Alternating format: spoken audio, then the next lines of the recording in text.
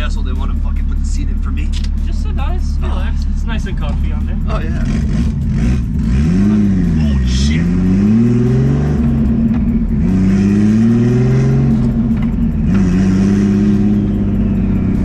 I don't want to push it. It's not really making too much boost. I think it goes the boost controller. Could be. But it pops a lot.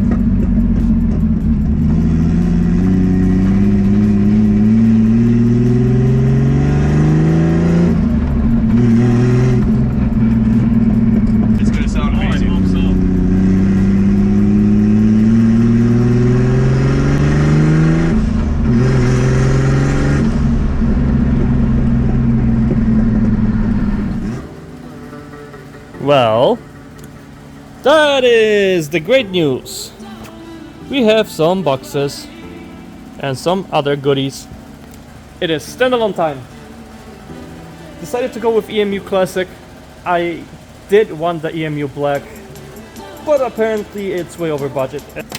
In the EMU Classic, we've got the standalone right here with all the connectors and everything else.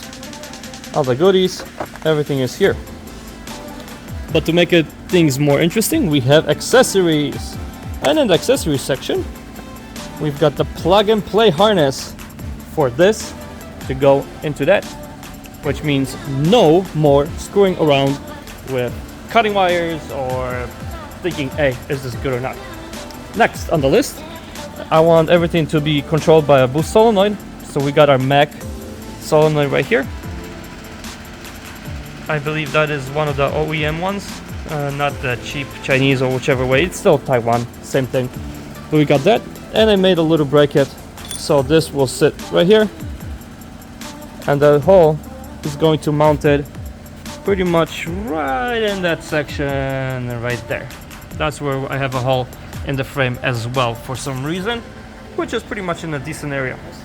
The area where I was hoping to plug in says Flayback to 26 battery, and it says idle valve, and I need the idle valve, I believe. So I have no idea how I'm gonna do this.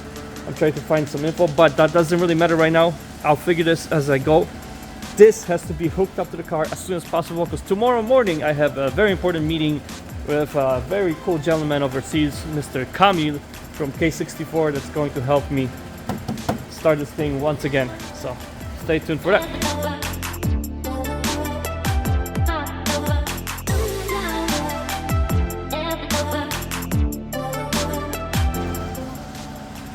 They're not looking too pretty yet. Everything is up right on the top. I have to hide everything nicely inside that box.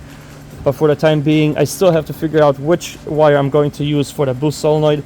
That's why it's kept up here. I just want to make sure everything is good to go as far as tomorrow goes. Got the USB cable hooked up. This is my auxiliary sort of serial port, I believe they call it, which will be used for a Bluetooth module. Simple. It's a simple deal. It wasn't as simple getting the old one off, because the DET3 actually you have to splice into wiring. So I spent a good hour in the morning trying to just untangle all the mess that I made prior to this. Anyway, let's get the laptop hooked up, the battery hooked up, and let's see if we get the response from the throttle position and if it actually connects the way it should be. Because I don't know if it will.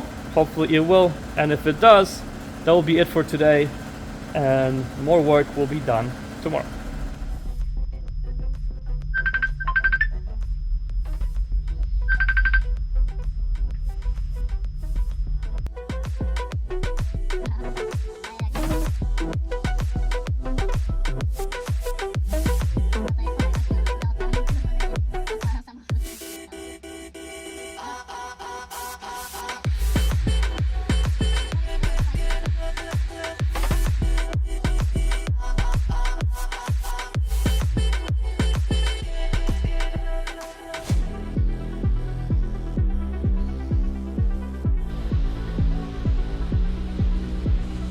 Pompa włączona.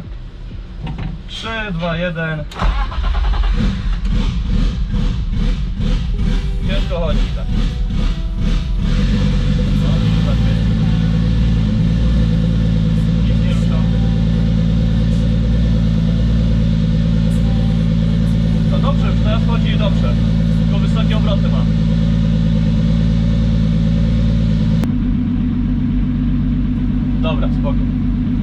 Jake. Gosh.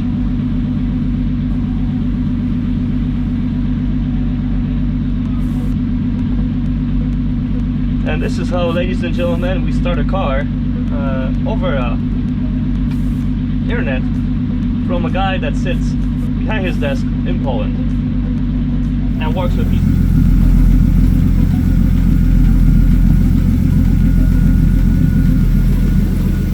ecumaster EMU has a possibility of hooking up a Bluetooth module that will send all the data to your laptop or smartphone, whichever way. It looks cool to have a digital dash, so I decided, you know what? Yeah, that's what I'm gonna do. For normal driving, this would be fantastic. We got RPMs, that's for just normal driving. And if you put it in gear and you start moving, yes, it does show you speed.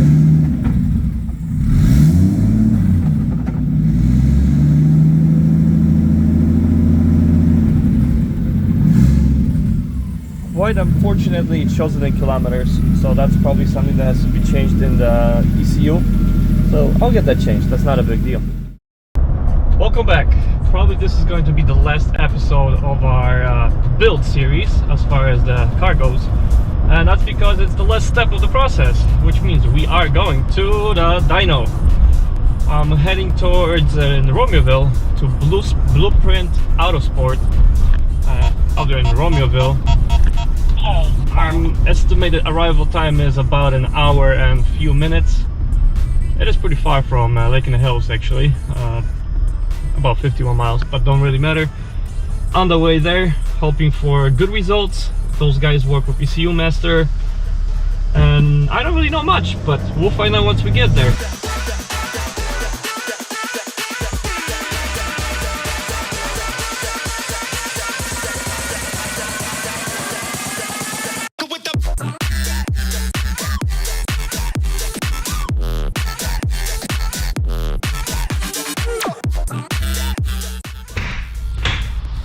Whew.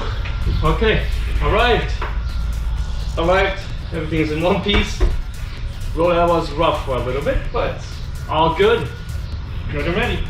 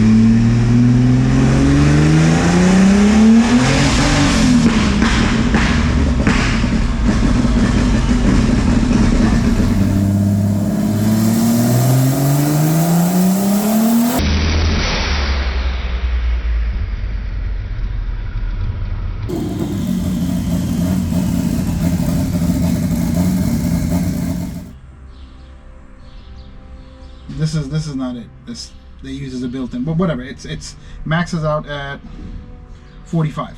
Okay. Okay, which is the same thing, like 32, 33 pounds. If I rev it to hit a fuel cut, if I rev it to 6,500 RPMs, it'll never, even like within 200 RPMs later, it's gonna give me that boost. I can tell because your boost is not being controlled. Not good news. Absolutely not good news. Finished the dyno session and tuning, but apparently we can't control the boost. It's making more and more and more. We peaked at 32 psi right now. You just can't control it. But like I said, it can be controlled. They're telling me the wastegate is bad, and the BOV actually blew up because it's a knockoff. Dented the hood right here, so that's also horrible as fuck. It's not a good day. So I have to invest in a new wastegate, somehow get that going, and that's gonna be a nightmare because there's absolutely no room over there. And I do have already a new BOV which I picked up from them since they had it. We're gonna go with original tile. They love them, everybody loves them, so I guess that's what we're gonna go for. But in general, it's been a nightmare. All I know is the car is taking the power, so it will take a beating. Everything is good as far as that goes. I just what can I say? Needs more work. It absolutely needs more work and more money spent on it. So now gotta somehow rush this to actually be able to compete in any of these seasons. I mean, any of the drift events this season. But I guess that's not gonna happen anytime soon.